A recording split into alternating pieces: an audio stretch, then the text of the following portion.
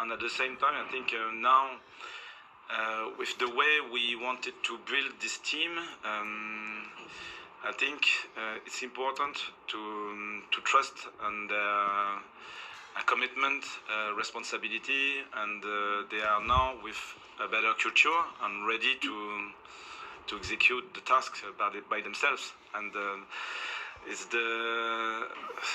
probably when we are thinking about the way we want to build our game model, this is the first idea we have. We want to give them the possibility to choose by themselves on the pitch. So now, after 7 months, it's easier for them, and I hope it will create new conditions to take responsibility. Now, Benno, lots of fans have opinions on Mike Dodds. I guess many of those opinions are formed on his time when he was head coach and he'd taken over. And obviously it didn't go very well the latter part of last season. But it's obvious from what players have been saying, and even from what Régis Lebris has been saying as well, that he was somebody that was very important in Sunderland's coaching structure. Yeah, he was very important. But I think, me and Nick's had this discussion before in regards of him being coach, then becomes first team manager for a little while, then he's dropped back down as first team coach, and so 1 minute he's the coach, then you call him the boss, or you're calling him Dodsy, then next minute you call him, so the situation changes, doesn't it? He wants to manage a team, and then obviously he's got that step back down, and then I would imagine that he most probably doesn't feel part of it.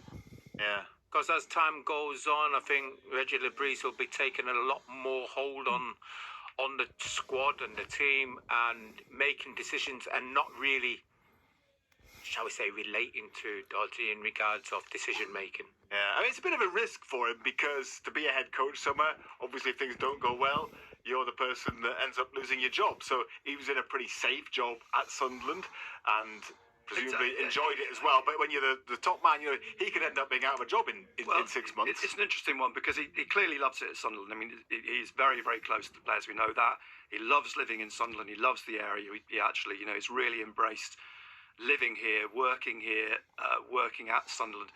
Yeah, we can go back through his timeline, the time at Cheltenham, then the second spell, then the third longer spell. I mean, so there clearly were issues around that.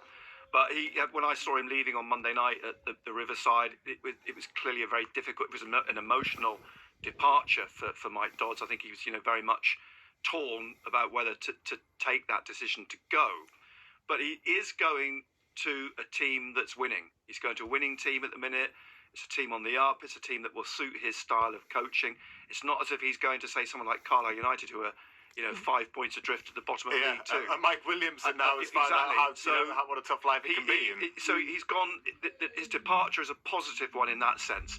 He probably will feel that he can go into Wycombe and probably doesn't need to do a great deal at the moment.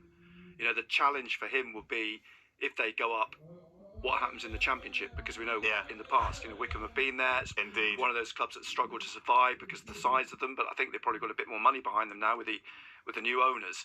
So he's going into a positive atmosphere, if you like, at Wycombe. If Sunderland don't go up and Wycombe do, then could be meeting Sunderland next season. The first game of the season, won't it? Again, you've got to look at it. You talk about time. So he's mostly looking at it as well and thinking, well, there's going to be a time, it might have been the end of the season. A decision would have to be made. There was I think some last summer just gone. There was some talk that he would or could get a head coach job. I think there was some interest, but he didn't want it then. It was too soon. I think the allure of the Wycombe. He was headhunted, as Christian Speakman said. Yes. And the allure of Wycombe with where they are, I think, is probably tipped in. I think this is probably the first time on any radio station anywhere that the phrase "the allure of Wycombe" has ever been used. But anyway, let's move on a little bit. And you've been reflecting with Régis Lebris a bit, Barnsley, about the last couple of weeks, haven't you? Well, I think the two games, Plymouth and Middlesbrough, I think they could be a watershed in the season now with 16 games left. The lesson learned against Plymouth Argyle in terms of being complacent against the bottom club in the Championship, and then that big win at Middlesbrough where their league record was so poor. I don't